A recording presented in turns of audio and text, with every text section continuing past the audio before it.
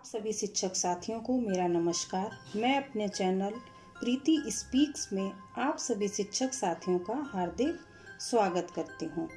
आज के वीडियो में हम बात करेंगे कक्षा 5 कलरव के पाठ 4 सरिता नामक पाठ की। ये एक कविता है जिसको गोपाल सिंह नेपाली जी ने लिखा हुआ है। इस कविता में कवि ने नदी की विशेषताओं का वर्णन किया है। तो आइए चलिए देखते हैं इस कविता को। यह लघु सरिता का बहता जल, कितना शीतल कितना निर्मल, हिम गिर के हिम से निकल निकल ये बिमल दूध सा हिम का जल। कर कर निनाद कल कल छल छल, तन का चंचल मन का विह्वल, ये लघु सरिता का बहता जल। देखिए, इसमें कवि कह रहा है कि छोटी नदी का बहता हुआ जल बहुत अधिक ठंडा है। मतलब कितना शीतल कितना निर्मल, बहुत ठंडा है और स्वच्छ है। हिमालय से बहकर आने वाली ये पानी या ये जल दूध जैसा स्वच्छ और निर्मल है। ये कल कल करता हुआ यानी कल कल की ध्वनि में गान करता हुआ मानो शरीर की चंचलता और मन की लगन प्रदर्शित करता है। ऐसा है इस छोटी नदी का प्रभावित होता हुआ जल। अब आगे देखिए, ऊंचे शिखरों से उतर उतर गिर गिर गिर की चट्टानों पर कंकड़ कंकड़ पैदल चलकर दिन भर रजनी भर जीवन भर, धोता वसुधा का अंत स्थल ये लघु सरिता का बहता जल। देखिए, ऊंचे शिखरों यानी ऊंची पहाड़ियों से नीचे उतर के आता है। गिर गिर यानी गिरता है, गिर की चट्टानें यानी कि पहाड़ों की चट्टानों पर। कंकड़ कंकड़ पैदल चलकर दिन भर रजनी भर जीवन भर, धोता वसुधा का अंत स्थल ये लघु सरिता का बहता जल।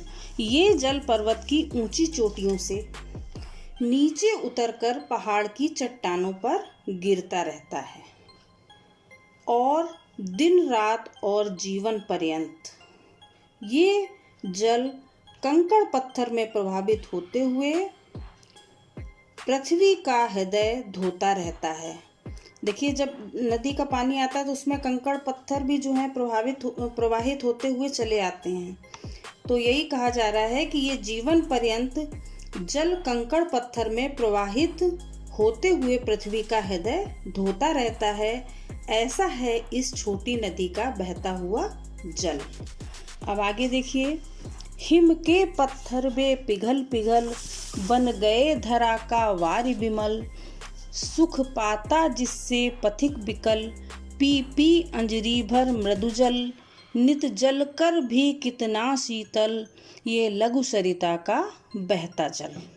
देखिए, इसमें कवि कह रहा है कि पर्वत के कठोर हिम से ये जल पिघल पिघल कर पृथ्वी का सुंदर जल बन गया है।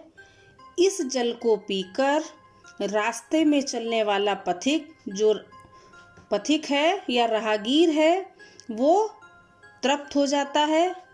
छोटी नदी का बहता हुआ पानी नित्य ताप सहकर भी कितना शीतल है। इस तरीके का इस छोटी नदी का जल है। आगे देखिए, कितना कोमल कितना बत्सल, रे जननी का वह अंत स्थल, जिसका ये शीतल करुणा जल, बहता रहता युग युग अविरल, गंगा यमुना सरयू निर्मल, ये लघु सरिता का बहता जल। देखिए, भारत माता का हृदय बहुत कोमल, जीवन रक्षक और पुत्रवत स्नेह करने वाला है। इसका ये शीतल जल तृप्त करने वाला है। गंगा यमुना सरयू का ये स्वच्छ जल युग युगांतर से लगातार प्रभावित होता आ रहा है। ये छोटी सरिता का प्रवाहित जल है। तो ये तो हो गया कविता और उसका अर्थ, जिसको गोपाल सिंह नेपाली जी ने लिखा है। अब चलिए देख लेते हैं एक बार इस शब्दार्थ। विमल मतलब स्वच्छ या साफ। निनाद यानी ध्वनि या आवाज। विह्वल मीन्स होता है व्याकुल। वसुधा, वसुधा का मतलब होता है पृथ्वी। रजनी का अर्थ है रात। वत्सल यानी पुत्रवत स्नेह करने वाला। अंतस्थल यानी हृदय। अविरल मतलब निरंतर या लगातार। अब देखिए बोध प्रश्न देखते हैं, उत्तर लिखिए। सरिता का जल कहाँ से आता है? तो सरिता का जल कहाँ से आता है बच्चों? सरिता का जल पर्वत की ऊंची बर्फ वाली चोटियों से आता है। सरिता का जल रात दिन बहते हुए कौन सा कार्य करता है? तो इसका आंसर है सरिता का जल रात दिन बहते हुए पृथ्वी के धरातल को धोता रहता है। अगला क्वेश्चन देखिए। पथिक सरिता के जल से किस प्रकार सुख पाता है? तो पथिक या राहगीर सरिता का थोड़ा सा शीतल जल पीकर तृप्त हो जाता है, सुखी हो जाता है। कवि ने जननी के अंतस्थल को कोमल क्यों कहा है? तो इसका आंसर है धरती के भीतरी भाग में, यानी धरती का भीतरी भाग यानी जो धरती का हृदय है में जल के स्रोत बहते हैं, अतः कवि ने धरती के अंतस्थल को कोमल कहा है। सरिता के जल को तन का चंचल क्यों कहा गया है? सरिता का जल यानी नदी का जल एक जगह स्थिर नहीं रहता है, वो बहता रहता है, इसलिए सरिता के जल को तन का चंचल कहा गया है। अब देखिए नीचे लिखी पंक्तियों का भाव स्पष्ट करिए। तन का चंचल मन का विह्वल, ये लघु सरिता का बहता जल, यानी कि लगातार आगे बढ़ते रहने के कारण नदी के जल को तन का चंचल और मन का विह्वल कहा गया है। अब देखिए दिन भर रजनी भर जीवन भर धोता वसुधा का अंतस्थल। इसका अर्थ ये हुआ कि दिन रात सारा जीवन धरती माता का हृदय धोता रहता है।